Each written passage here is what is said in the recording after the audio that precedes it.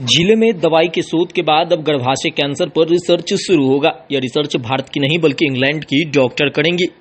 गर्भाशय कैंसर पर रिसर्च जवाहरलाल नेहरू चिकित्सा महाविद्यालय में किया जाएगा और गर्भाशय कैंसर का कितना जल्द पता लग पाए इस पर काम शुरू किया जाएगा, ताकि यह कैंसर जितना जल्द पता लग पाएगा उतनी जल्द इसमें इलाज शुरू हो पाएगा। गर्भाशय कैंसर पर रिसर्च इंग्लैंड की डॉक्टर एंजेला क्रिस्टीन करेंगी। इसको लेकर जब मेडिकल कॉलेज के नोडल पदाधिकारी डॉक्टर गौरव कुमार से बात की गई तो उन्होंने बताया कि मेडिकल रिसर्च को बढ़ावा देने के उद्देश्य से अब बाहर के रिसर्चर को भी रिसर्च की अनुमति दी जा रही है।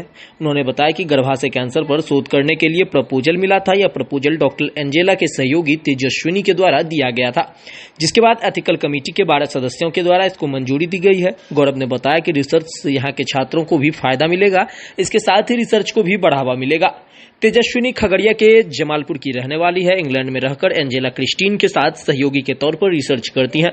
उन्होंने बताया कि मुझे अपने क्षेत्र के लिए कुछ करना है। मैंने एंजेला से इसकी चर्चा की, जिसके बाद वो रिसर्च के लिए तैयार हो गई। उन्होंने कहा कि जल्द ही रिसर्च शुरू किया जाएगा। इससे भागलपुर के साथ साथ कई जिलों को लाभ मिलेगा।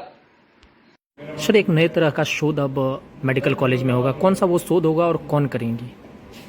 नए तरह का शोध तो नहीं है, शोध तो सर्वाइकल कैंसर पे बहुत सारा हुआ है। नया इसमें ये है कि ये जो शोध करता है विदेशी हैं और जो हम लोगों की एथिक्स कमेटी ने अप्रूवल दिया है, पहले वो सिर्फ इंस्टीट्यूट के रिसर्च को ही अप्रूवल देती थी, लेकिन अब एथिक्स कमेटी के एसओपी में चेंज करके ऐसा प्रावधान डाल दिया गया है कि अगर इंस्टीट्यूट का जो आदमी पार्ट नहीं है उसके बाद भी अगर वो शोध करना चाहता है तो वो कर सकता है, उसको अप्रूवल दिया जाएगा। उसी के तहत ये प्रपोजल एंजेला क्रिस्टीन और तेजस्विनी का आया था, जो इंग्लैंड से हैं ये लोग, तो उनको अप्रूवल एथिक्स कमेटी में दे दिया गया है, अप्रूवल दे दिया गया है और भविष्य में वो काम करेंगे। किस तरह का शोध होगा और क्या फ़ायदा होगा इससे? शोध सर्वाइकल कैंसर पे हो रहा है। सर्वाइकल कैंसर यानी गर्भाशय का कैंसर, सिंपल लैंग्वेज में बोलते हैं, वो काफ़ी कॉमन है यहाँ। तो उसी के टेस्ट को, उसको जल्दी डिटेक्ट करने के लिए एक किट कंपनी क्लेम कर रही है, बना रही है, तो उसी का भविष्य में टेस्ट किया जाएगा। अभी तो ये सर्वाइकल कैंसर का यहाँ प्रिवलेंस क्या है उसके लिए क्रॉस सेक्शनल स्टडी कर रही है, उसे डाटा आएगा और कुछ कम्युनिकेशन को देखने के लिए कि पेशेंट और डॉक्टर के बीच कम्युनिकेशन गैप तो नहीं रहता है डिजीज़ को समझाने और बताने के लिए, उस पर भी इनका एनालिसिस होगा। सारा होने के बाद में वो किट का ट्रायल भी करना चाहेंगे। कितना फ़ायदा मिलेगा? रिसर्च के क्षेत्र में हम लोग जानते हैं भारत काफ़ी पिछड़ा हुआ है। दुनिया के कुल रिसर्च का 1% भी मेडिकल रिसर्च अभी इंडिया में नहीं हो रहा है। जो हो रहा है वो भी आपको साउथ इंडिया में हो रहा है, नॉर्थ इंडिया में ऑलमोस्ट नील है। तो उसको प्रमोट करने के ख्याल से कॉलेज प्रशासन और सरकार की भी मतलब सपोर्ट है ऊपर से, तो इसको प्रमोट किया जा रहा है, क्योंकि इससे मेडिकल रिसर्च बढ़ने से रोजगार की भी अवसर बनेंगे। क्लिनिकल रिसर्च ऑर्गेनाइजेशन होता है, वो सब खुलने की संभावना बढ़ेगी।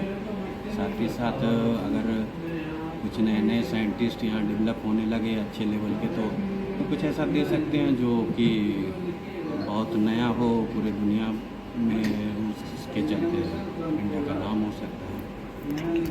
ये आपका सवाल बहुत अच्छा है। इंग्लैंड की डॉक्टर ने इसे इसलिए स्वीकार किया क्योंकि हमने उनको कहा कि आपके जो डेटा हैं और आप जो कुछ भी रिसर्च जहाँ पे भी करते हैं या फिर ऑल ओवर द वर्ल्ड जहाँ पे भी रिसर्च होता है, वो डेवलप्ड नेशन और जो सोसाइटी के पास ऑलरेडी सब कुछ है उनसे हम लोगों का डेटा आता है, लेकिन द हैव नॉट्स जो रूरल एरिया में है वहाँ पे हम लोग बहुत कम रिसर्च करते हैं। और बिहार में अगर हम जाएंगे तो ऐसा नहीं है कि हम रिसर्च नहीं कर पाएंगे, हमें बिहार गवर्नमेंट से बहुत ही ज्यादा मदद मिलेगी, जो अभी तक मिलती आ रही है। बिहार के जो हमारा भागलपुर कॉलेज हॉस्पिटल है वहाँ से बहुत मदद मिल रही है।